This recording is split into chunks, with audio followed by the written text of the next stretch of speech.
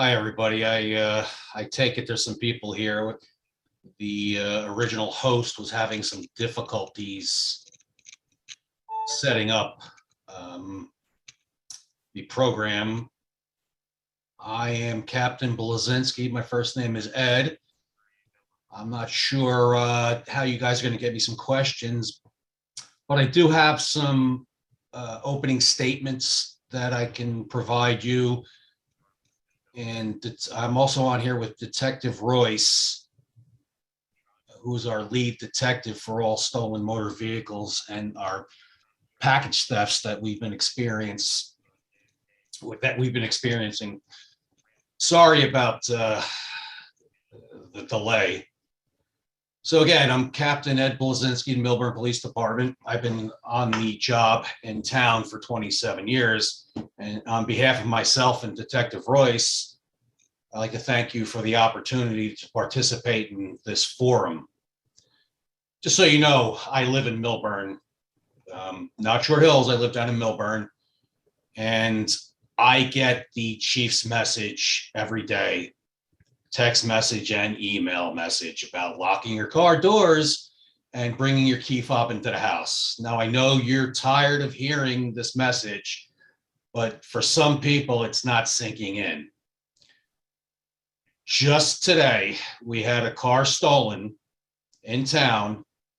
The message went out to my patrol officers that the resident left the key in the car. Now, that's not an odd thing, obviously, since any car that's been stolen, and that's every car we've had, has been stolen with the key fob. What the unfortunate part about this particular case and this particular resident is that it's the fourth time that they have left their key in the car and the car has been stolen. Now, I'm not trying to minimize the absolute violation that is felt when your car is stolen, but these thefts can absolutely be prevented. Just lock your car, bring your key fob into the house. The package thefts, which Detective Royce is going to cover some simple strategies, they're a little bit more difficult, but they certainly can be reduced. These thefts, the package thefts and the car thefts, they can happen anytime. But basically, the package thefts are occurring during daylight hours when people are at work, and the car thefts are occurring at night when you're asleep. And they occur all over the township.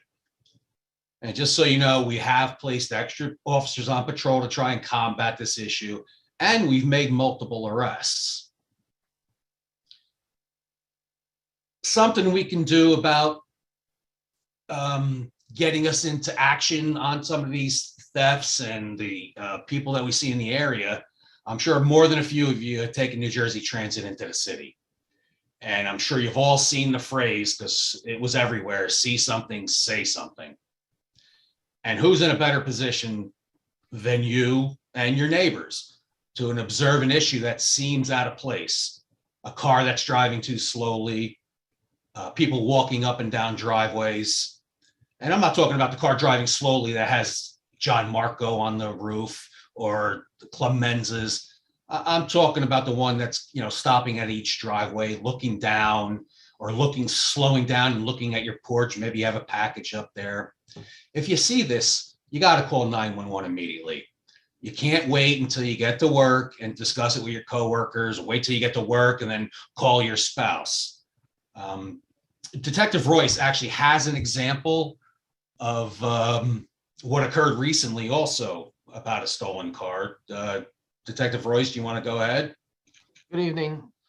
So basically, as a detective with Millburn, we all have access to the neighborhood ring alerts, as well as we have a general detective email. And we're seeing, not an uptick, but we're starting to see that we'll get an alert for an auto theft, an auto burglary, a package theft.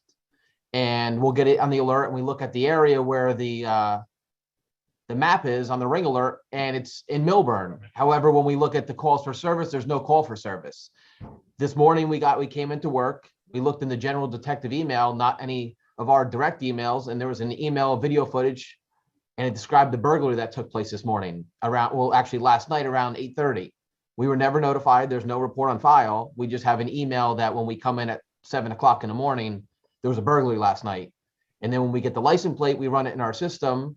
An officer actually passed that vehicle last night and it scanned on his license plate reader, but he was not aware that that vehicle just did a burglary in our town because no one contacted the police. It was just basically an email, hey, FYI, this happened, or we'll see a ring alert, FYI, my package was stolen, but we're not getting calls. The best thing you can do is just be a good witness. The way we catch them most of the time in the act is a good witness, a caller. Just sit back, call, give good updates, good description. And then the Millburn patrol units will converge on the area. We'll have a response. We're not going to come in with our lights and sirens. We'll try and sneak up on the area and we'll make apprehensions. And that's how we're successful. But when you confront them, scream at them, yell at them, whatever it may be, they get in a car and they take off. And at that point, the time we respond there with the delay of 911, depending where the sector car is, the time we get there, they're gone. So your best bet is just to sit back, take a good view, and just keep giving good information to our dispatch. And you'll have several police officers that will converge on that area. They'll probably approach on foot, park their cars. They won't come in with their headlights on or any lights on, and we'll converge and we'll grab them in the act. And that's what we're most successful in. But posting on the Ring app or just sending a general email at whatever time of the night is not going to get our attention, is not going to generate a police response, or it's not going to help or prevent this issue and anyone being actually apprehended or arrested by us. So we just ask that you see something, call us. It can't hurt.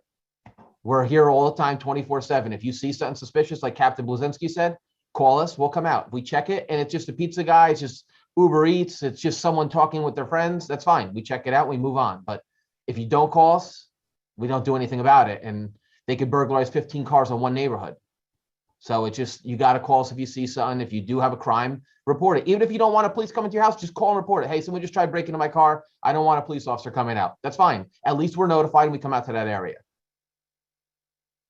So what Detective Royce pointed out to me about that call this morning, which is very, very interesting, in the video, you can actually see the actor enter the car. You see the actor then go to the trunk and open the trunk. But what's key about it is that the actor didn't have any gloves on. So what our detectives do with every stolen car that is reported, recovered, or entered, our detectives go out there and process the scene, meaning they take photographs, they take fingerprints.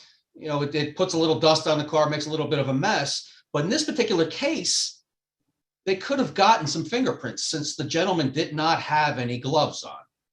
And this would lead to a warrant being issued after identification and could have led to an arrest.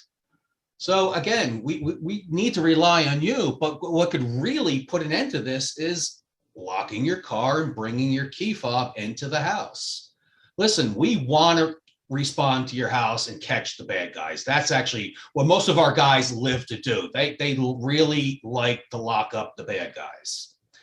So this problem of the stolen cars and the, well, burglary into cars really kind of started back in 2017. I can kind of put somewhat of a time frame on it. And that's when New Jersey passed the Bail Reform Act. They did away with cash bail.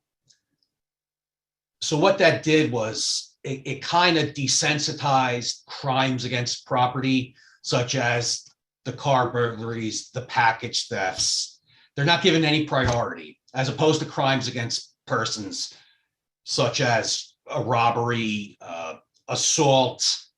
It just, the criminal actor with a crime against property is rarely held in jail. And the only way that we're going to get any relief from this is for the public to call the state legislators and ask them to reevaluate the Bail Reform Act for crimes against property. So I'm going to give you some basic statistics regarding this issue this evening. Go back a year, March of 2021. So in town, we've had 110 burglaries into auto. What that means is they've opened the door and entered. Most of the time, they've taken nothing. So when they open the door, they're looking for your key fob. And look how many times they find it. So the simple way to stop this from rifling through your car, taking whatever there is in the car out, is to lock your door. And I'm going to keep repeating it. Bring your key fob into the house. We've had 52 attempts where they just pulled on the door. So this sounds like a lot, but you got to remember, all they do is drive up and down the street, looking down the driveway. If there's a car such as a Mercedes where they know the side view mirrors don't fold in or are not folded in because it's usually indicative that the car is locked, they'll tug on the door. From last March till today, we've had 35 stolen cars from residents. Not one of those cars was stolen using anything other than the key fob. I know there's some misinformation out there about they have these scanners, they have all sorts of these different things that they can use. They do not. All they do is tug on your door. If it opens, they sit in there, put their foot on the brake and press the start button.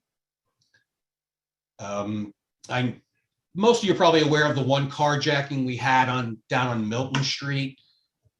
That was pretty much a crime of opportunity by some kids that got off the bus, walked up the street and decided, I guess, they needed to get home.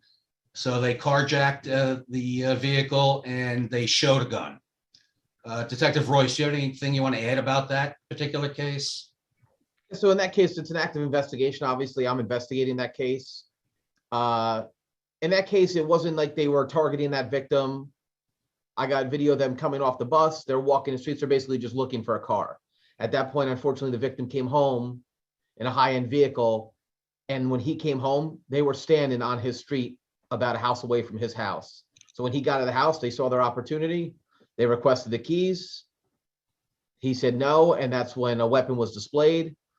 But at that point, it wasn't like the resident was targeted. It's just most of them are kids and they're just here to basically get a ride, whether they're going to do another crime in the vehicle or just joyride in that vehicle or just try to get home at that point. But it wasn't like it was an isolated event to our town. They came up on a bus and were just walking the streets, basically what it appears to be just looking for a car to get home or get to where they want to go or wherever they're trying to do. But unfortunately, a resident did come home with a high-end car and basically stopped almost in front of them at his residence, and that's what took place. But that is an active investigation, so I can't go into further detail with that, but we are actively investigating that still to this day.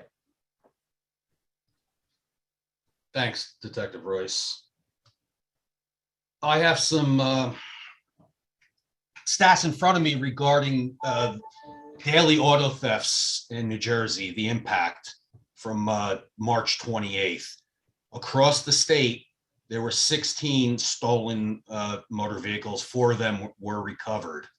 And the breakdown was pretty much cross county-wise, running down the East Coast, basically. It kind of looks like they stayed to the Garden State Parkway corridor. And Essex County came in tied for number 2 with just 2 stolen cars in all of Essex County.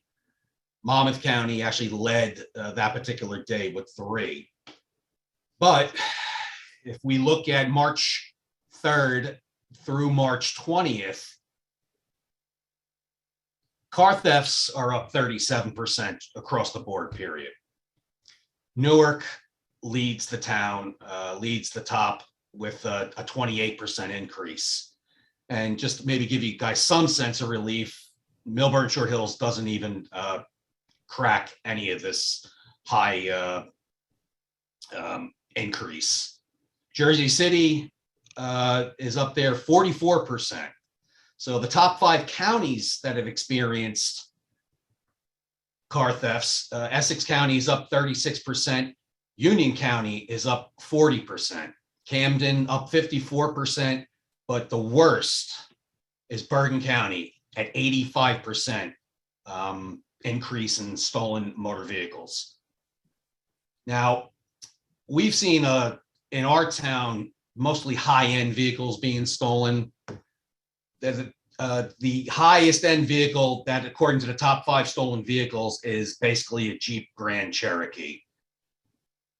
Other than that, they're stealing Honda Accords, Honda Civics, Honda CRVs, and Toyota Camrys. with that, I'll switch over to the package theft dilemma that we've kind of been having, and I had to research it a little bit. And I know this happens, and maybe it happens a little bit more, but we only have 6 reports of package thefts.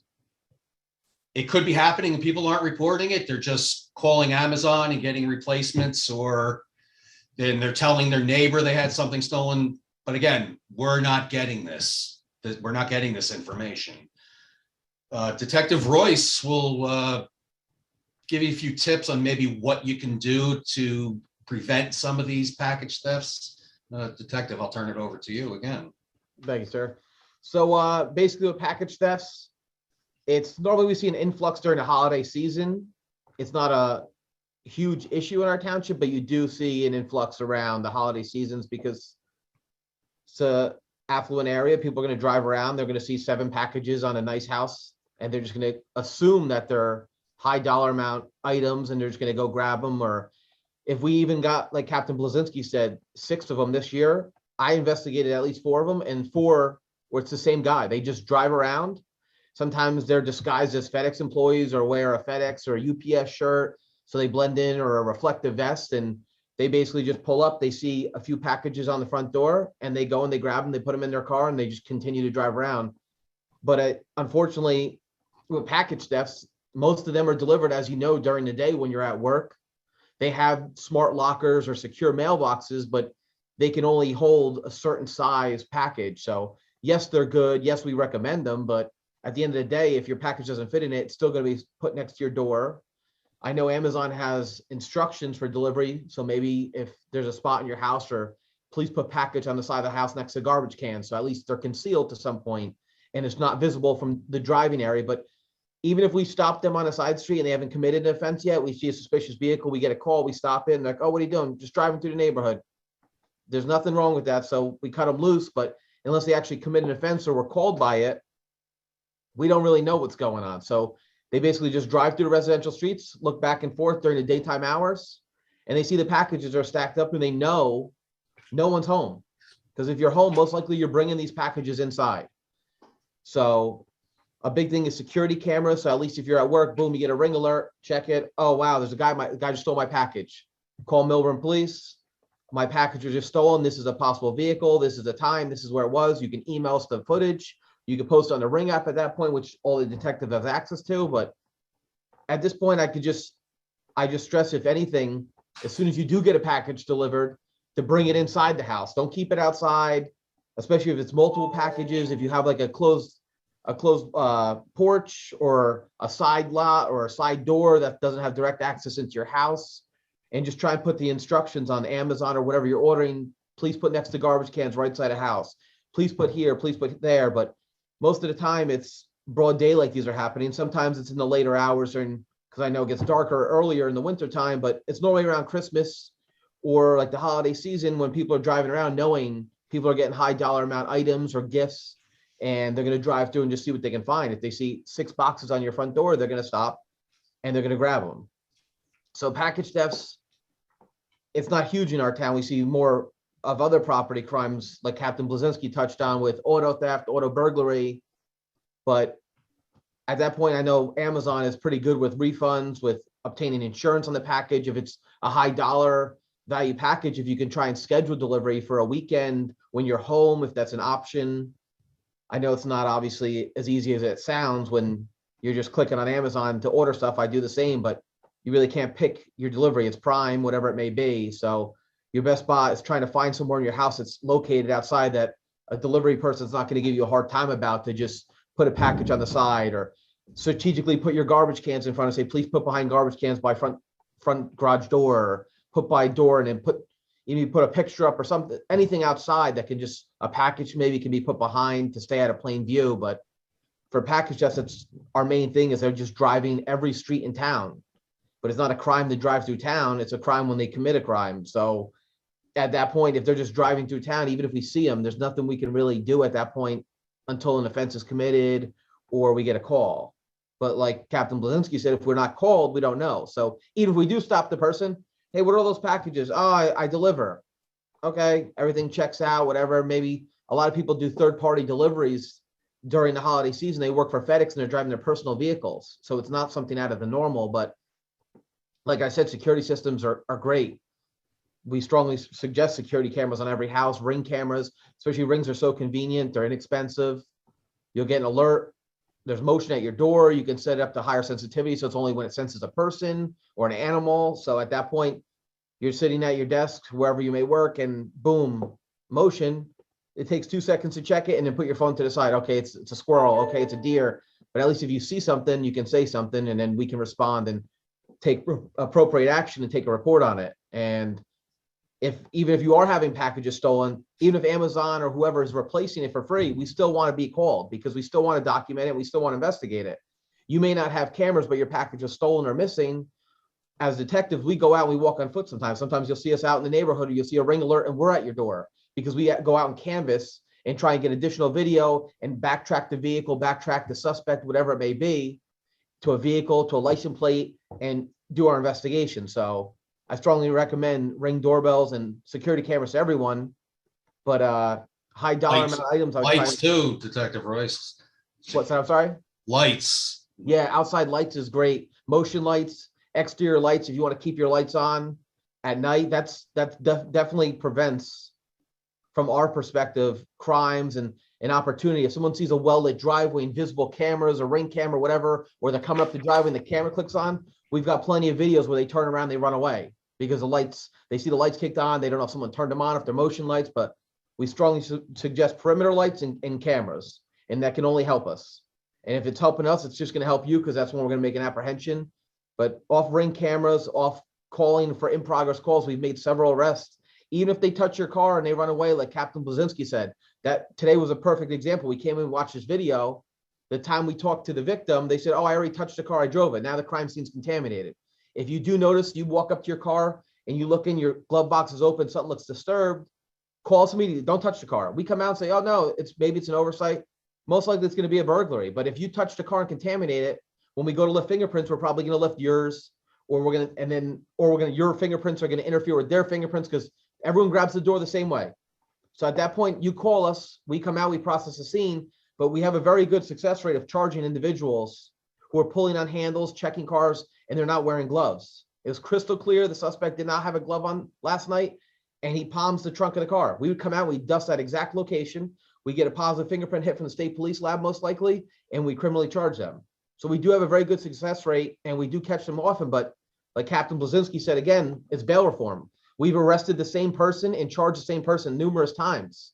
And it's a revolving door. We charge them, we bring them in, and half the time with bail reform, they don't even go to jail. We lock someone up in a stolen car, they come here, and they're out the door. And they walk home. And maybe they'll steal another car on their way home. You don't know. And we've had it, and we've locked people up the next day.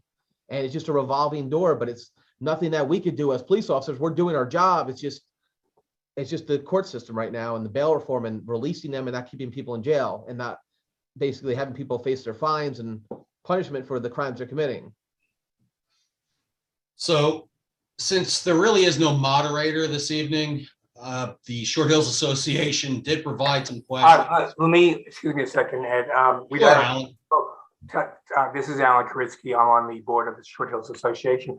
We had a minor technical issue getting Tom Hildner, the moderator, on, but we have people ready to ask you questions. So let me moderate for you. A couple of questions have come up from the audience. One was, excuse me, I have a cold. I'm sorry for my voice.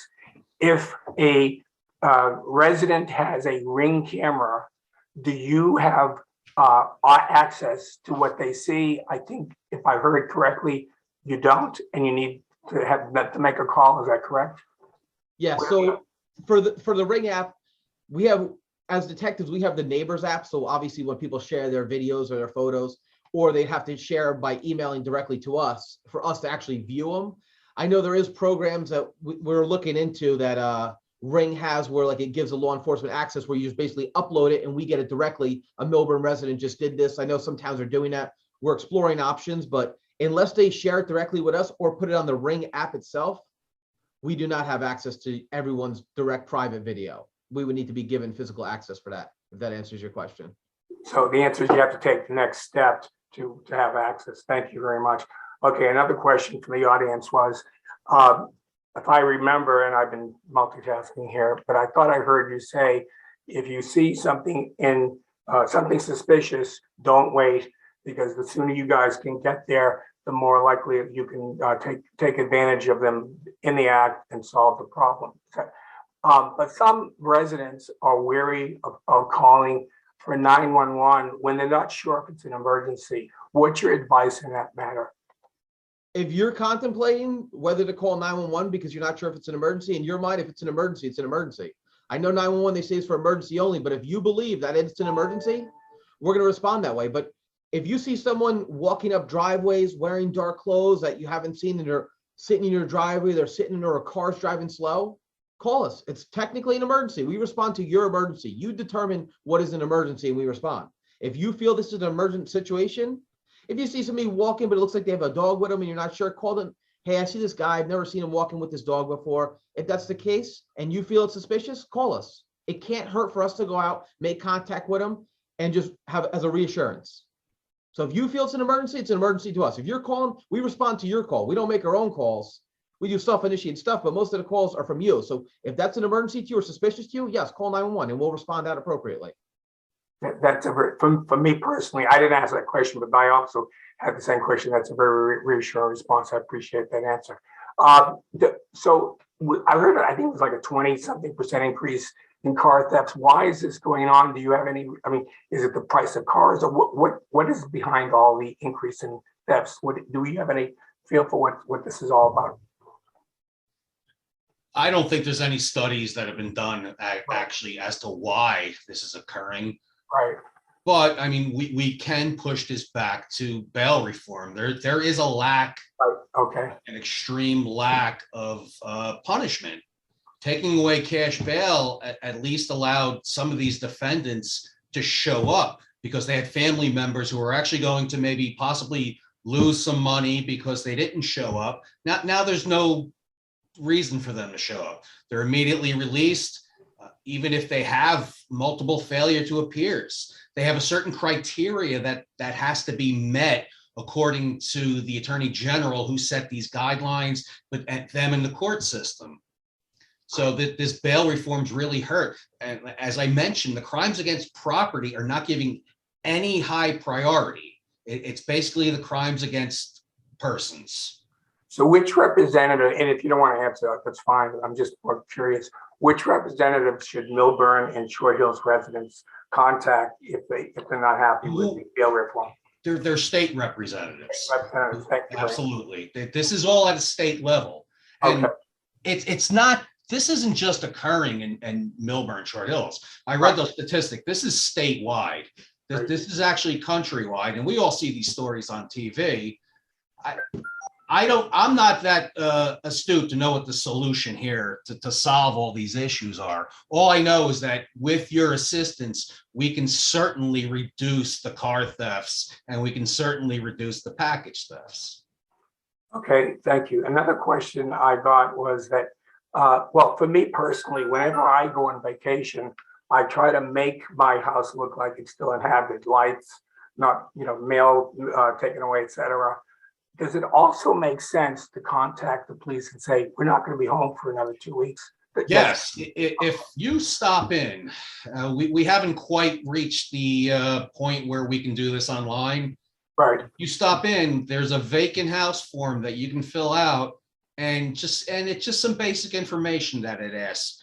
Phone numbers of where you're going to be, emergency contacts that are local, will anybody be in the house? And that gets filed in our computer system. They set a flag in our computer aided dispatch that just lets us know if we get a call there. Oh, look at that. They're not home. There's not supposed to be somebody in the house. Oh, yes, they left the light on or the light's on a timer. So there are little things we can do. But again, like Detective Royce said, if you have the cameras up, post a sign that says these premises are being recorded. Light is great. Okay, and I another question. Are cameras at key intersections of the town taking pictures of license if for whatever reason? Yes. And if so, what are the reasons why you use it? Okay, so part of our proactivity is that we have license plate readers on multiple patrol vehicles, and these vehicles are out 24/7, reading every license plate that drives by them. And all it's doing is taking a quick picture. If there's something wrong with that license plate, it sends off an alert. And I've been in headquarters when the alert hits, and it's usually regarding a stolen car, and that sends a lot of gears into motion. People go running out to try to lock down where this car is. We want to catch the bad guy, like I said originally. Now, with the recent changes in legislation and recent Attorney General updates to use of force and pursuit policies, we are not allowed to chase stolen cars. We can move into the area, see what they're doing, but unfortunately, the Attorney General has said that all this is a property crime, and the risks outweigh the risk for the public outweighs the cost of a possible pursuit, where it could cost somebody their life. So we're kind of handcuffed there. We are looking into a townwide project where we will be placing plate readers, LPRs, that's what they're called, at intersections leading into the township and other locations. And all these plate readers will do will give us an alert if a stolen car enters town. There's no privacy issues. License plate is in public view. It's open to everyone. We're not getting driver information. We're not getting any of that other types of information. All we're getting is if the car was stolen, what type of car, and where it was stolen from. So I had a personal experience. Thank you. Well, I had a personal experience where my car was stolen. I informed Millburn Police, and they were literally in pursuit. And then the stolen car was in Maplewood, and rather than hit a person and cause bodily injury, as you said, property has a limit. But my question is, I'm assuming it didn't stop in Maplewood; it went somewhere else. So you just said that the plan is to have at key intersections license plate readers. Will you also have a plan in the future to coordinate with other towns to see if the stolen car ends up in those locations? We already coordinate with other towns. Okay. There's a state police emergency network. As soon as something like this occurs, our dispatch puts out an alert to all surrounding towns. So the state police are aware, every surrounding town is aware, and our detectives do a fantastic job of following up with these issues. When one of these license plates hits one of these license plate readers, we're able to follow that plate to see where it goes. And this is how we recover a lot of these cars. Our detectives here in town spend countless hours. Unfortunately, where these cars are recovered in Eastern Essex County, Newark, Irvington, East Orange, they spend countless hours on stakeouts because they want to make an arrest. And the best thing to do is get the individual in the car. Okay, thank you. That's reassuring. I know that I apologize if I didn't hear the entirety, but I heard of one incident where a weapon was shown in a car theft. And so my conclusion was the majority of the car thefts do not, the thieves aren't using weapons. Is that correct? The majority of the people we've arrested, I can't really say for 100% certain. I think Detective Royce can. No one's been arrested with a gun. Beautiful. Am I right, Detective Royce? No. We've had arrested people in town with weapons and stolen cars, but it's not a common thing. Okay. I'm reading some of, by the way, I want to tell the audience, we have a Q&A option. Please, if you have a question in the next minute or two, type it in there and I'll read it and we'll ask the officers and the chief these questions. Let me ask another question here. Are cars Are there any specific locations where cars are being stolen for more than others? For example, garage parks on the street, key intersections, or it doesn't really matter? I'll answer this one again, and it goes back to this occurs all over town. There's no particular area that gets hit any more than others. And the only way they're stealing these cars is when the resident leaves the key fob inside the vehicle and leaves the vehicle unlocked. Okay. I know you also mentioned something about the fact that we know that Amazon is pretty good about reimbursing customers for stolen packages, and these are small steps. Are you still asking to call the Millburn Police when that occurs? I think I heard you say yes. Yeah, I'll answer that one real quick and just touch on it. So even if it's a small package, small dollar amount, you don't care, it's replaced right away, there's no issue, you don't have to fight with the company. That's not the point, because at the end of the day, if you have video, maybe your video is the one that's going to ID him for the 8 other jobs he did, or the 10 other jobs he did. So even though it's nothing, if you got video, it can't hurt to call. It's a simple report. Your name doesn't get blasted throughout the town, anything. We do a simple report, theft, whatever the dollar amount is, a patrol officer writes it up, but your video may be the key video that will identify the suspect in the 15, 20, 8, 3, 2, whatever it is, number of other jobs we're investigating, because it may just be the fact that your package got stolen by the same guy and it was 6 p.m. is a little light out. So now when we canvass, your neighbor's camera got his license plate, where at 8 p.m. it's too dark for your neighbor's camera. So you could be the leading person to let us apprehend them and make the ID on the suspect and charge them with additional package thefts.